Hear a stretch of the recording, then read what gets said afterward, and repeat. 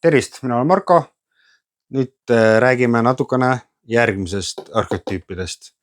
Et ikka see sama, igal nagu sa näed, on ristid vahel, lihtsalt mis muutub.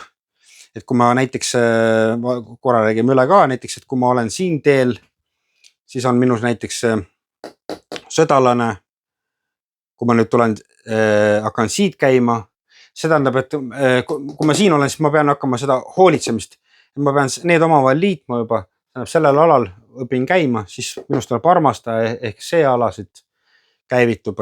Nende vahel nüüd ongi, kui ma nüüd võtame selle viimase, tähendab, siit peab vaatepunkt peab ära kaduma.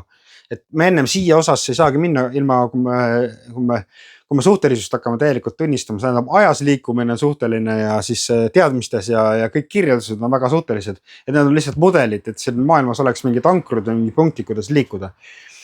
Et kui me nüüd hakkame seda vaatama, siis seda on seda, et sul on võime nagu liikuda siin ja siin, et vabalt, et sa ilma vaatepunktita,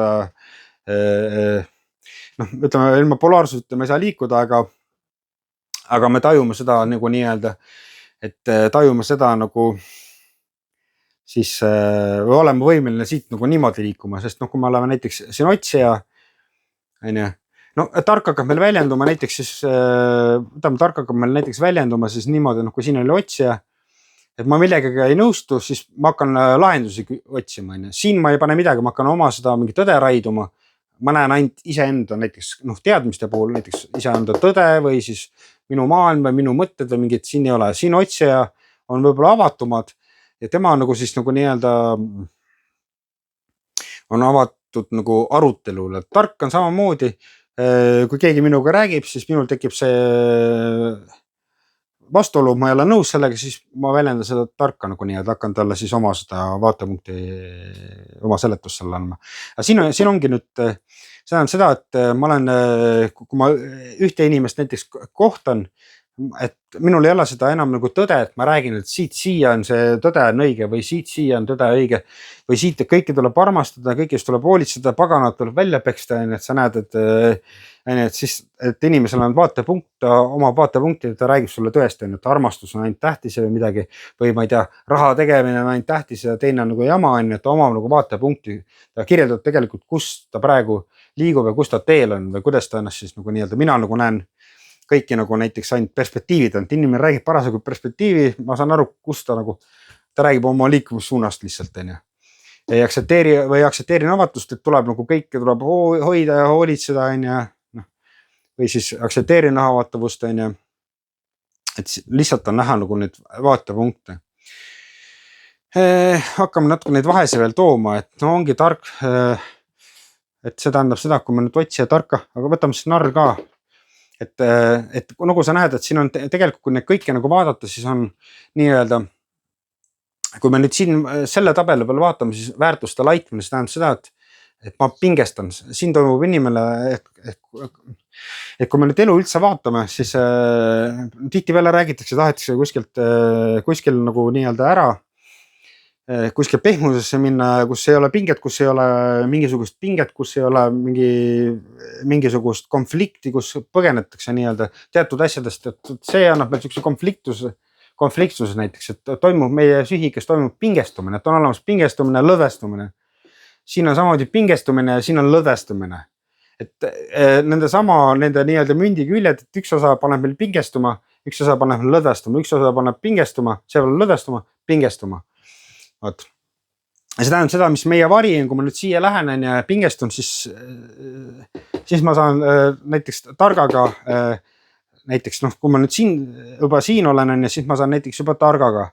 Et kui ma kuskil kellegi kokku saan, siis kui minul on see pingestumine, siis minul on see tahe seda oma tõde väljendada. See annab mulle selle jõu inertsi, mis minu alateadvus siis lööb, ütleme mingi vastuolu, siis ma hakkan seda tarka väljendama. Kui ma näiteks olen siin, siis mul seda tarka välja ei tulegi see moment, et ma ei hakka isegi, siis mul tuleb narr. Ja üldse tegelikult see, kui sa siin liigud, siis sa tähendab, et sa oled kõigi nende varjud oled vastu võtnud.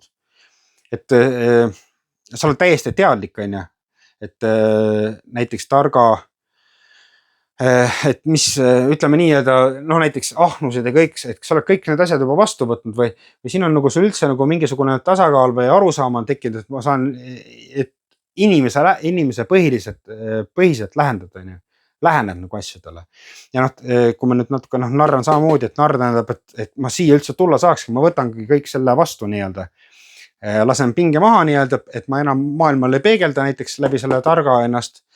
Et looduses on need tsüklid teatud, et praegu on ka näiteks seesama, et tuleb narr aktiivseks, et sa lased selle pinge maha ja siis hakkad sa kõike nagu endast tunnistama, sul ei ole probleemi seda tunnistada ja saab siuke lõbus seltsust. No vaatame korra seda teist jälge ka, valitseja ja maag. Et valitseja tähendab siis ikkagi seda, et sa oma süsteemis ja oma ümber lood korda näiteks. Ja maag on samamoodi, see on siis selle loovusega seotud loo pool. Siin on siis peegeldaja, kus nii-öelda, kus sa siis tunnistad teistel kannatusi, et kuidas ma ütlen, et meil on arusaam kannatusi, inimesel ei tohi olla, et me ei tohi inimestel kannatusi tekitada. Tihtipeale niimoodi, et on olemas nagu pehme jõud ja on olemas siis nagu nii-öelda raske jõud. Üks tähendab seda, et ma proovin pehme jõudu, ma proovin inimesele midagi seletada. Annan talle mingisuguse, aga tihti on see, et inimene ei pruugi, ta ei saa aru või ta ei võta omaks, ta ei võta vastu seda, siis on olemas ka raske jõud.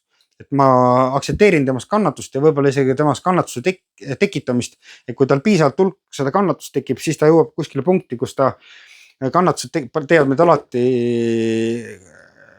informatsioonile uuesti avatuks vastu võtma seda.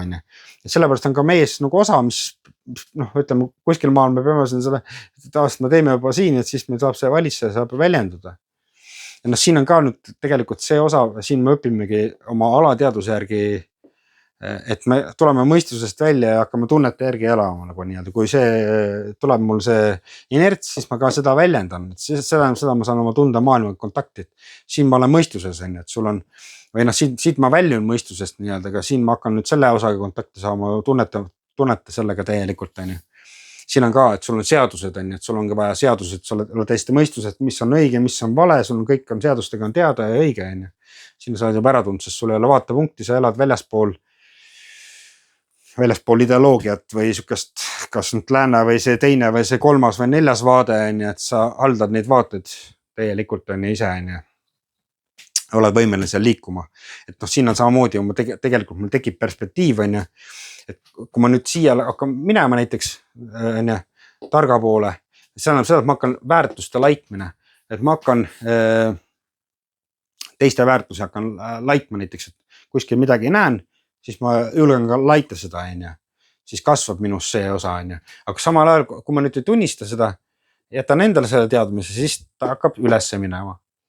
Kui ma tunnistan seda, ütlen selle ilusti välja, siis ta tuleb tagasi. Et siis ta nii väga ei pingestu nii-öelda, et siis ma hoian sellega stabiilsema.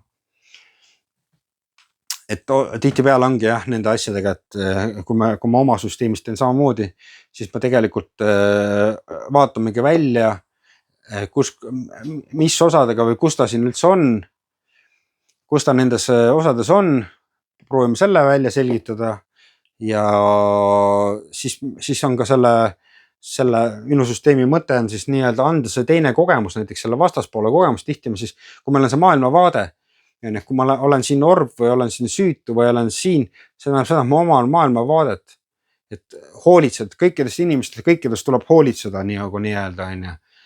Et kuidas sa saad niimoodi teha, ei saa, see tähendabki, et inimene omab maailmavaadet. Et loodus on natukene neid perspektiive on rohkem. Ja tegelikult need ressursid, et üldse kokku saada nende, et siin osas juba tähendab, et sul maailmavaade kaob ära nagu nii-öelda. Ja see tähendab seda, et siin saavad nendest psüühika osades saavad ressursid. Siiamaani sa proovid psüühikast välja saada või ütleme see tegevus, mis me siin siis nagu nii-öelda, mida me kogeme, et need tegevused on tegelikult sellest, et me tahame ju ennast hästi tunda. et on kaks poolt, on kannatus ja on siis rahulolu on ju. Need on kaks seina, kus vahel me siis nagu nii-öelda liigume. Et tahame seda ühte head tunda on ju, seda puhke ja sukest rahulolu on ju, siin on ka rahulolu, siin toimub pingestumine, siin ma lähen rahulolusse, kus ma tunnen ennast lõdvestunud ja hästi. Võt siis elus on olemas ka teised asjad nagu pingestumine, sa panustad maailma on ju. Aga see, kuidas sa siis panustad, oleneb ka siis nagu nendest kihtidest on ju. See viimane on siis, ma haldan mõlemat osa. See on siis, et ma lähen enam ühel poole, siit osast juba ma lähen teisel poole, nüüd ma olen kahel pool ära käinud, on ju. Kui ma juba siin olen, siis ma, ütleme, nendes osades ma liigun ühel poole. Et mul on üks see maailmavaade. Siin tihti näeme vahest inimesed teevad 180 kraadise järsu pöörde. Et siis tähendab, et ta läheb teise ossa. Nüüd, kui ta mõlemad osad läbi käinud on ju, et kui ta mõlemasse osa on ära käinud ja selle vastandi ka läbi käinud, kui ta sellest teisest poolest lahti laseb, siis see tähendab ka seda, et tal on ta hakkab haldama seda kahte vaadet, tal kaob see maailma, ma räägin, et siin on palju nagu selle tõe suhtelisuse ja sükse tunnete suhtelisus. No tunnete suhtelisus avaneb tegelikult siin viimases. Aga siin peab olema tõe suhtelisus täiesti. Tõe suhtelisus on üks osa siit ainult.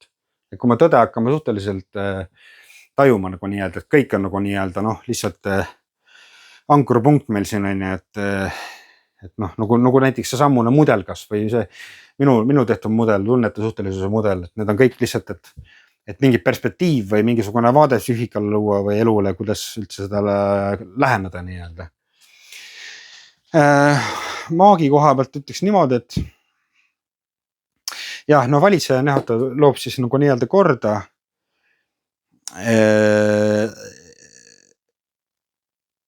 Ütleme nii, et temas on siis karmust ja maag on selle tasandi, maag on juba või siin see maag on tihtipeale, et me näeme, et ka siin spirituaalses maailmas või kuskil on igasugused tervendajad, igasuguseid asju on palju, tõmbavad neile mingi kostüümid selga.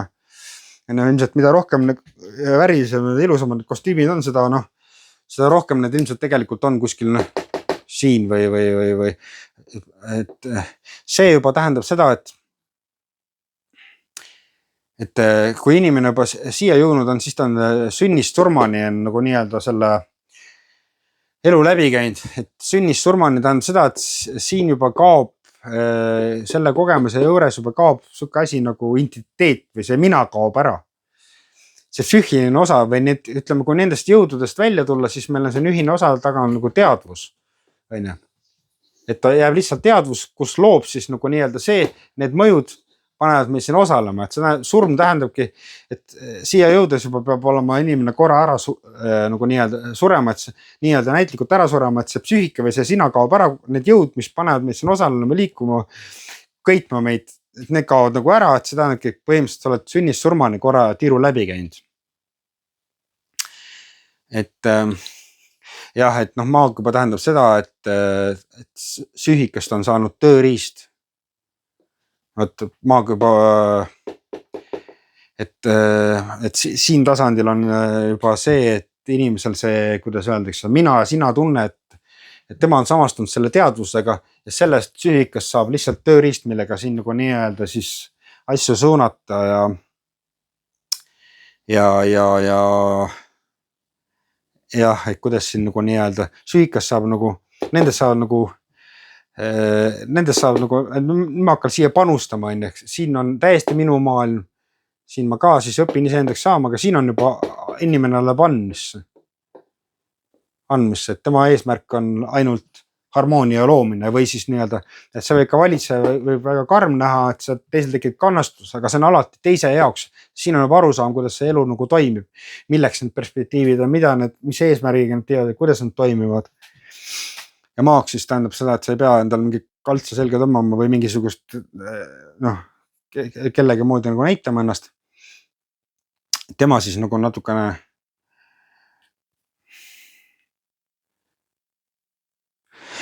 siin ongi jah, et need on omamoodi, samamoodi peavad olema tasakaalus. Et ma üldse selle loova aspektiga kokku saaksin. Et ta hakkab läbi maagi, et see tähendab, et sa hakkad võib-olla panustama siin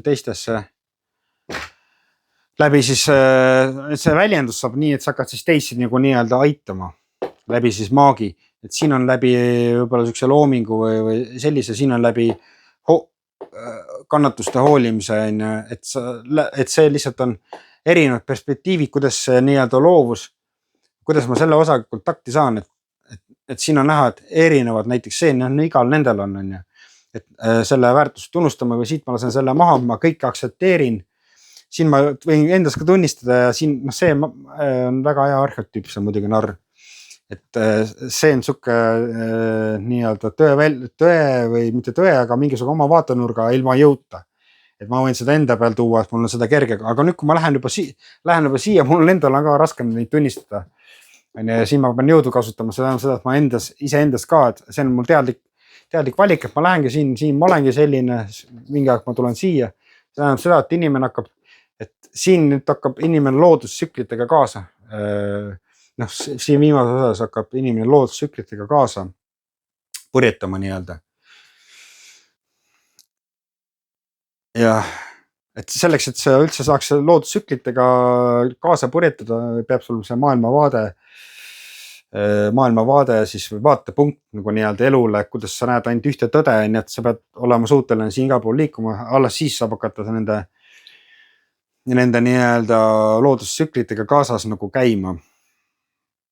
Aga jah, et vaatame, äkki teeme ühe veel korra, seletame kõik lahti.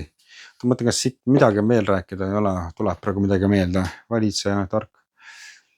Praegu mulle ei tule meelde, jah.